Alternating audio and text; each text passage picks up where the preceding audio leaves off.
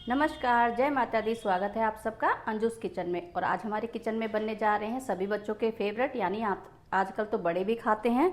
आज हमारे किचन में बनने जा रहे हैं मोमोज, जो आजकल की जनरेशन को बहुत ही ज़्यादा पसंद आते हैं। तो आज हम इन्हें घर में कैसे बनाएंगे, तो चलिए चलते हैं अपने किचन में और बनाते हैं मोमोज। चलिए, मोमो का आटा लगाने के लिए सबसे पहले हम यहाँ पे लेंगे 1 कटोरी मैदा। यहाँ पे हमने 1 कटोरी मैदा ली है और इसी के साथ डालेंगे 2 चुटकी के करीब हम यहाँ पर नमक डालेंगे। आप चाहे तो नमक को स्किप भी कर सकते हैं। अच्छे से इसको मिक्स करेंगे। अब नॉर्मल पानी से हम इसका आटा लगाएंगे। हल्का हल्का इसमें हमें पानी डालते जाना है। एक साथ आपको यहाँ पे पानी नहीं डालना है, नहीं तो आपका जो आटा है वो बहुत ज़्यादा लूज़ हो जाएगा। और इसका आटा जो हमें लगाना है ना तो ज़्यादा सख्त लगाना है और ना ही ज़्यादा हमें इसको लूज़ रखना है। इस बात का आपको यहाँ पर ध्यान रखना है। देखिए, इस तरह से हमने आटा लगा दिया है। ये देखिए, जब हम इसको प्रेस कर रहे हैं तो आराम से प्रेस हो रहा है ये। अब या तो आप इसको किसी पॉली बैग में आधे घंटे के लिए पैक करके रख दीजिए।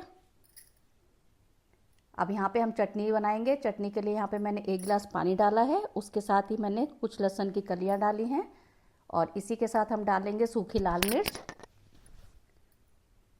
और इसी के साथ हम 2 या 3 टमाटर को बीच में से इस तरह से कट कर डालेंगे।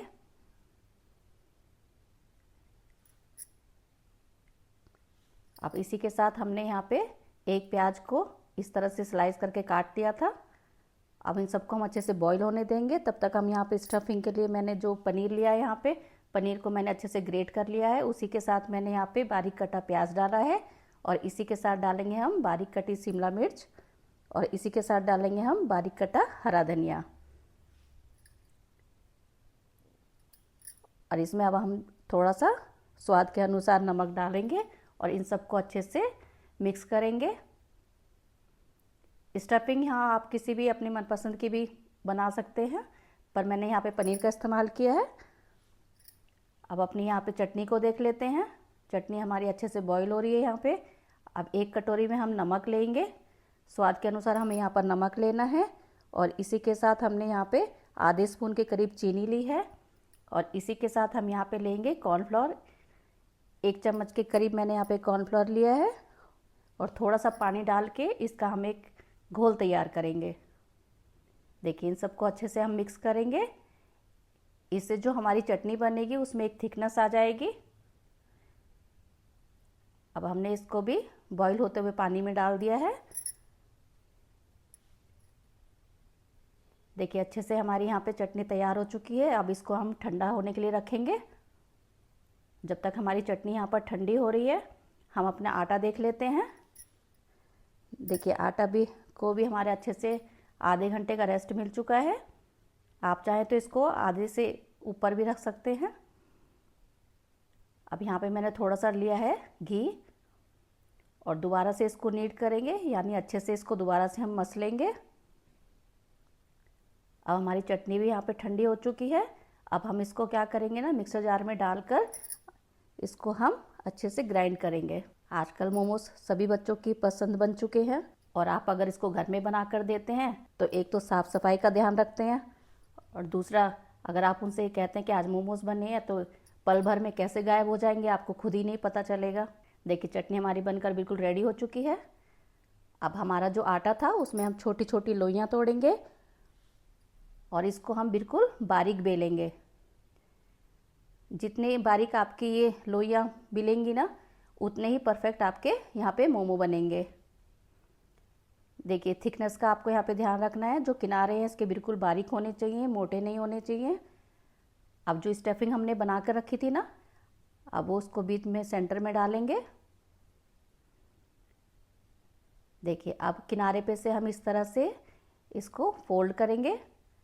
दोनों तरफ से उठा के अंगूठे की सहायता से स्टफिंग को अंदर की तरफ प्रेस करेंगे और दोनों तरफ से किनारों को उठा के हम इस तरह से बीच में ला के प्रेस करते रहेंगे। देखिए, इस तरह से हमें, आप चाहें तो यहाँ पे कोई भी डिज़ाइन डाल सकते हैं जो आपको आसानी से बन जाए। देखिए, इस तरह से हमने बना लिया है।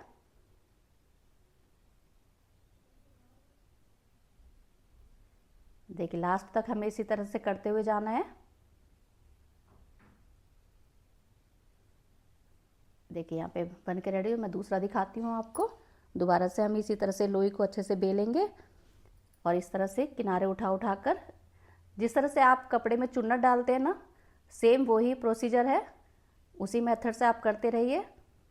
दोनों तरफ से सिर्फ आपको इस तरह से उंगलियों की सहायता से इस तरह से उठाना है आटे को और बीच में लाके इसको प्रेस करते जाना है और ये आखिर तक हम इसको इसी तरह से करेंगे। देखिए कितनी अच्छी शेप आई है।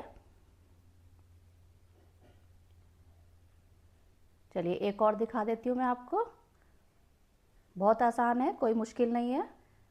पहली बार में आपको देखने में मुश्किल लगता है, लेकिन जब आप बनाएंगे तो आपको भी अच्छे से प्रैक्टिस हो जाएगी इसकी। और खाने में वाकई में ही ये काफ़ी टेस्टी लगेंगे। देखिए यहाँ पे स्टीमर को मैंने अच्छे से गरम कर लिया था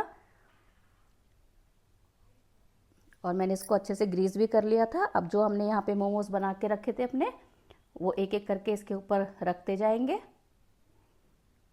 अगर आपके पास यहाँ पे स्टीमर ना हो तो आप किसी भी कढ़ाई या पतीले में पानी डाल के उसमें कोई स्टैंड रख के उसके ऊपर आप थाली के अंदर भी ये काम कर सकते हैं। ज़रूरी नहीं है कि आपके पास स्टीमर हो तभी आप मोमोज बना सकते हैं। अब हम क्या करेंगे ना, इसके ऊपर हम थोड़ी सी ऑयलिंग करेंगे ताकि हमारा ऊपर का जो सरफेस होगा वो सूखा सूखा ना रहे।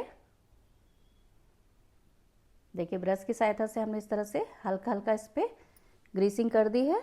अब हम इसको कवर करेंगे 15 मिनट के लिए। 15 मिनट के बाद देखिए हमारे मोमो बनकर बिल्कुल रेडी हो चुके हैं यहाँ पर। चलिए अब इनको निकाल लेते हैं अपनी प्लेट में।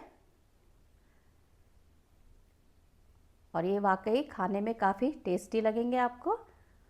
वैसे ही आजकल की जो जनरेशन है मोमोज़ को काफ़ी पसंद करती है। अगर आप इसको घर में बना कर दे रहे हैं तो उनके लिए और भी ज़्यादा बेनिफिशियल है। बाहर से तो आप घर में ज़्यादा बेटर बना ही लेंगे। और अगर आपको मोमोज़ बनाने का मेरा ये तरीका पसंद आया हो तो प्लीज़ लाइक शेयर और सब्सक्राइब कर दीजिएगा। देखिए ऊपर से आप या तो इस पर पेरी पेरी मसाला डाल लीजिए या मैगी मसाला डाल लीजिए, ऑर्गेनो डाल लीजिए, चिली फ्लेक्स डाल लीजिए, ये आपकी मर्जी है। थोड़े और चटपटे बन जाएंगे ये। तो कैसा लगा आपको मेरा मोमोज़ बनाने का तरीका?